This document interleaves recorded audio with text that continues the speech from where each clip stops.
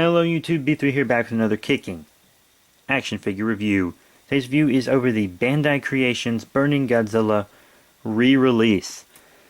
Yeah, this is a reissue figure with slight different sculpts. That's the only reason I picked it up, because I had the original Mechagodzilla, which was worth a ton of money until they reissued it over and over and over again, and now it's worth nothing.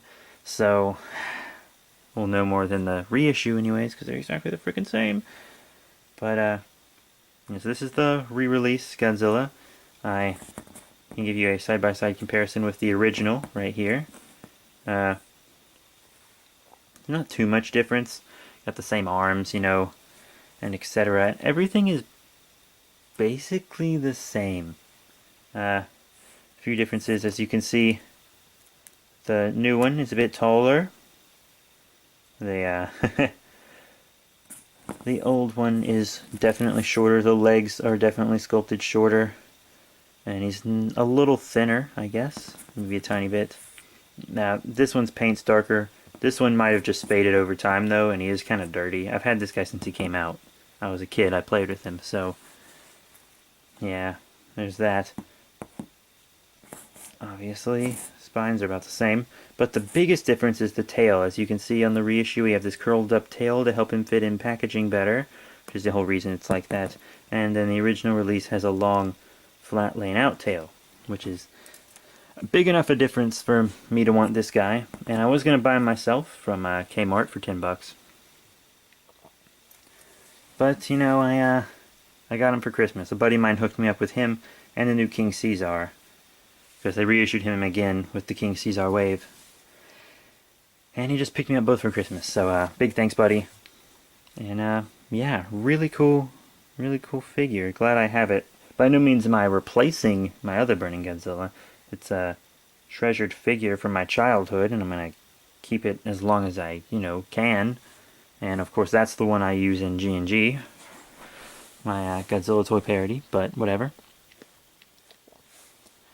So, yeah, the new Burning Godzilla.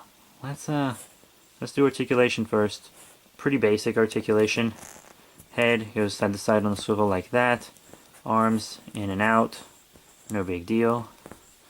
And then the legs are also on a swivel. The tail swivels at the base. And an added point of articulation is swivels halfway up as well. So if you don't want it sticking straight up in the air, you can kind of have it a little flatter, which is pretty neat, I suppose. And so that means he has one more point of articulation than the original release. That's another up. But yeah, it's pretty cool. Now detail and paint. Looks pretty good. I like the way they did the flames on his body, on Burning Godzilla's body. You can see the orange kind of fades out into yellow at points, which is really nice. It's a little different on the original release. It doesn't have this kind of line here. That might be a paint mistake. It probably is actually, but it doesn't have that all around. I think that's a paint mistake, because it kind of goes up into his armpit there and not on this side. But I can live with that. It's not too terrible. As you can see, it's fading the yellow there as well. Not really much paint apps on the tail. It's just a solid black, The detail on the bottom. You got the claws painted on the foot though. Kind of a cream color. Painted here as well. I don't think they're painted as well on the original. The original's claws are shaded. They have shading on the foot anyways. So that's a difference. He's got a tongue. His tongue is nice and painted. I like the veins on his neck. They look good when they're lined up, which you can do just easy enough. Also got in the teeth, which aren't individually sculpted, but it's a cheap vinyl figure, so who cares? The eyes look pretty good. I think they have good detail.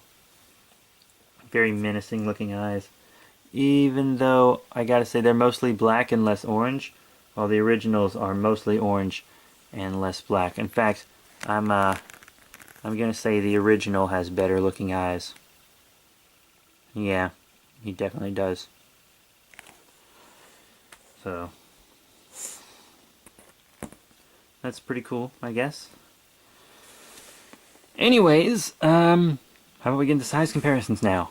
First up, here he is with the Bandai Creations King Caesar I was just talking about, with his ears articulated up, because he has ear articulation, which is the coolest thing ever. And, I think they scale up well. I know he should be twice the size as him, because the Heisei scaling is upped from the Showa scaling, but who cares, right? I want them to be in the same scale, and I think they look great together, because there isn't a Heisei version of King Caesar, so the Showa version has got to do.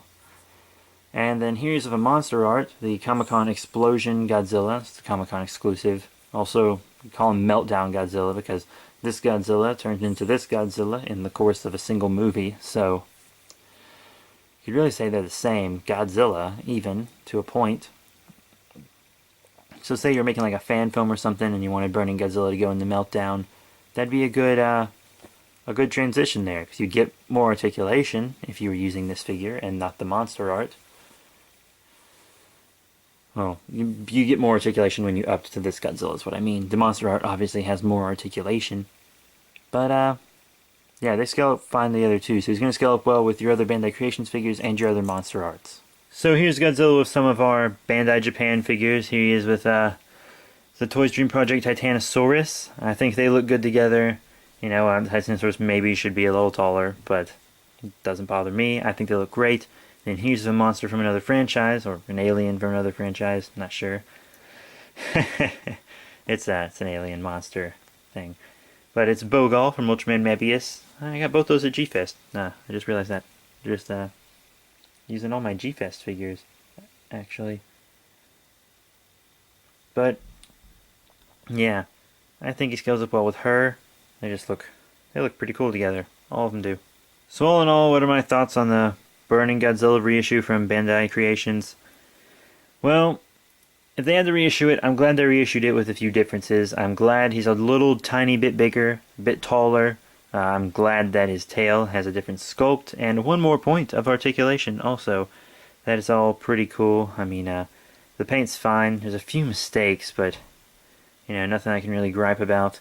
I wish they would have made him a little more different, like, because they made one Godzilla 54, and then they made a completely different Godzilla 54 when they needed to make another one, and they just reissued that Godzilla 54 as well.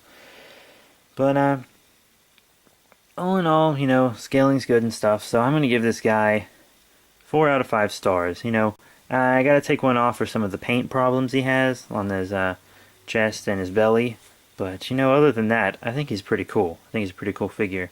So that's it, guys. Remember to rate, comment, and subscribe. Check out the Figpla podcast with Comi-con and myself. I got Facebook, Twitter. Follow me back on Twitter, mycomicsplus.net, my other channels, especially V3 Productions. That's my main channel now. Be sure to check that out. Lots of action figure stuff on there as well. But I'll see you guys, as I said, 4 out of 5 stars. Rate, comment, subscribe, and I'll see you all later.